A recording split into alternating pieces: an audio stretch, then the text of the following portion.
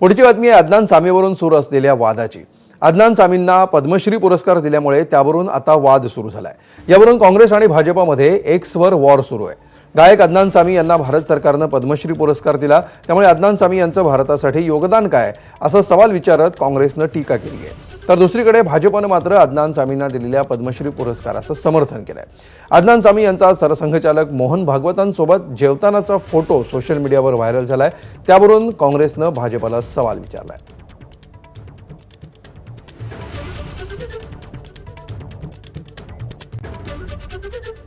तर अदनान सामीवर संजय राऊतांनी काय टीका केली होती बघूया। अदनान सामीचे वडील अरशद खान हे पाकिस्तानच्या हवाई दलामध्ये बरं का पाकिस्तानच्या हवाई दलामध्ये होते, त्यांच्या एअरफोर्समध्ये होते आणि 1965च्या युद्धामध्ये भारत पाक युद्धामध्ये या अरशद खान यांनी भारतावरती बॉम्बिंग केलं होतं, पठाणकोटचा तळ उद्ध्वस्त केला होता। तो अदनान सामी सरसंघचालकांच्या बगलेत बसला होता। तुम्ही भारताला कोणती प्रेरणा देताय आणि कोणत्या इतिहासाचे धडे देताय? पुढची बातमी अभिनेता गोविंदाने केलेल्या मोठ्या घोषणेची। अभिनेता गोविंदाने राजकारण सोडलेलं आहे, कुटुंबियांसाठी राजकारण सोडलं अशी गोविंदाने माहिती दिली आहे।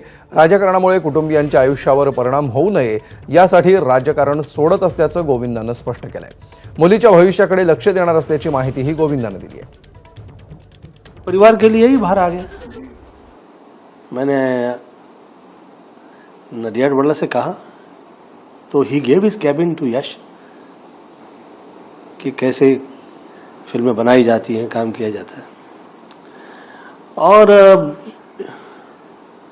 मुझसे ज़्यादा पूछा नहीं गया और ऐसे एक माहौल घर में तैयार था कि जिसमें कि मैं फिल्मी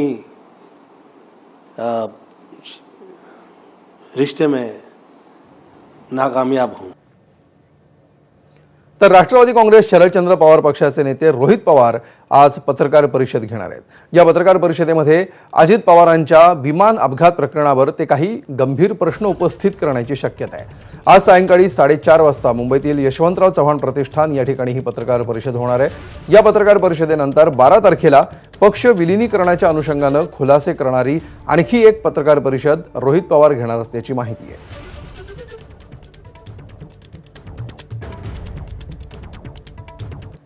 तर शरद पवारांच्या राष्ट्रवादीच्या